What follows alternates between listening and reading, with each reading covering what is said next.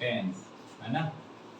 Present perfect tense क्या होता है? ठीक है, वर्तमान में जो कार्य समाप्त हो चुका हो, वर्तमान में जो कार्य समाप्त हो चुका हो उसे हम प्रेजेंट परफेक्ट टेंस, मतलब प्रेजेंट का मतलब वर्तमान, परफेक्ट कंप्लीट, टेंस मतलब काल। टेंस का मतलब होता है वर्ब। टेंस का मतलब क्या होता है? वर्ब। हमेशा याद रखना, वर्ब से ही तो पता चलता है ये मतलब ये प्रेजेंट की वर्ब है या पास्ट की वर्ब है या फ्यूचर की वर्ब। क्लियर है ना। टेंस का मतलब टाइम होता है। क्या होता है टेंस मतलब? टाइम। तो ये क्या बताता है हमें? टाइम। और टाइम बताने के लिए हम किसका यूज करते हैं? वर्ब का। क्लियर है ना। परफेक्ट का मतलब क्या होता है? कंप्लीट, पूर्ण हो गया। और प्रेजेंट मतलब क्या होता है? वर्तमान। तो वर्तमान में पूर्ण कार्य को, ठीक है, कार्य मतलब वर्ब, ठीक है। तो इसकी रिकॉग्निशन क्या होती है? पहचान क्या होती है? इसकी पहचान होती है इसके मेन वर्ब के अंत में। किसके अंत में?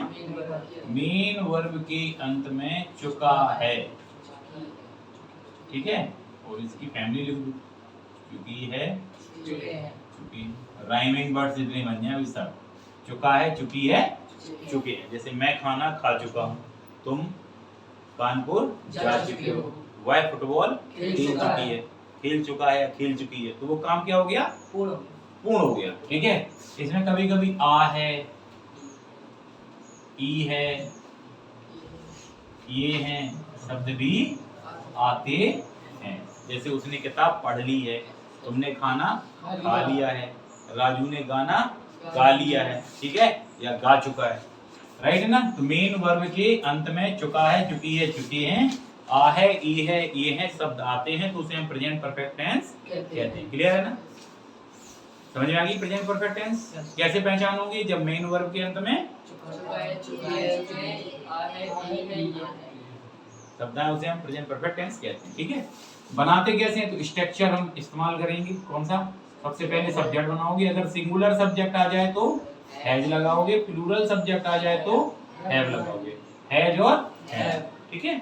जब हैज और हैव लगाएंगे और ये मेन वर्ब के पहले आएंगे तो ये बन जाएंगे हेल्पिंग वर्ब। क्या बन जाएंगे?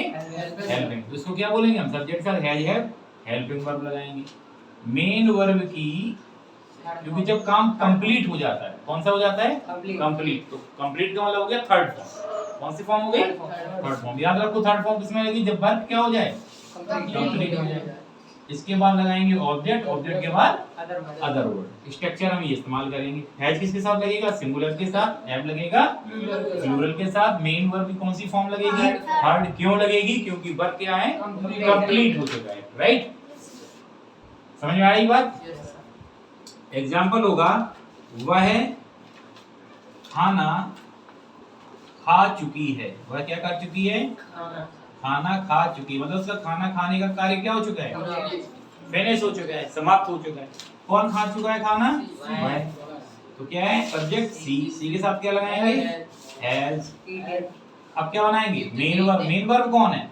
यही तो है ना। मेन वर्ब के बाद चुका है, खा के बाद चुका है, तो क्या हो जाएगा? ईट। ईट की थर्ड फॉर्म ईटन। क्या खा चुका है? खाना। तो द फूड भी लिख सकते हो और फूड भी लिख सकते हो। She has eaten the food. Clear है ना। वह स्नान कर चुका है। क्या कर चुका है? स्नान कर चुका है, मतलब वो नहा चुका है, ठीक है। कौन कर चुका है? ही के साथ क्या लगाएंगे? हैज। स्नान करना किस मीन होता है? ठीक है, स्नान कर चुका है। थोड़ा वो भी स्टैंडर्ड बोल रहा है, तुम भी स्टैंडर्ड कर दो। टेकन अ बाथ क्या हो जाएगा? He has taken a bath. आ बाथ लगा दिया तो उसको हमने नाउन बना दिया, ये बन गई वर्ब। हम ऐसे ही बना सकते हैं, ही हैज bathed। क्या कर सकते थे हम? He has bathed। वह स्नान कर चुका है, ही हैज bathed या ही has taken a bath. Clear है ना। थर्ड, वे यह काम पूर्ण कर चुके हैं। पूर्ण कर चुके हैं। कौन कर चुके हैं? वे। क्या बनेगा? दे हैव कंप्लीटेड यह काम, this work. Is there any problem?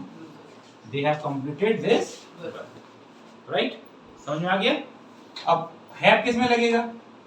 Plural में, क्योंकि दे के साथ क्या आएगा? हैव। ये दे क्या है? सी और ही का प्लूरल है। बात समझ में आ गई? तो प्रेजेंट परफेक्ट कंप्लीट हो गया। नेगेटिव में क्या करोगे? नॉट लगा दोगे।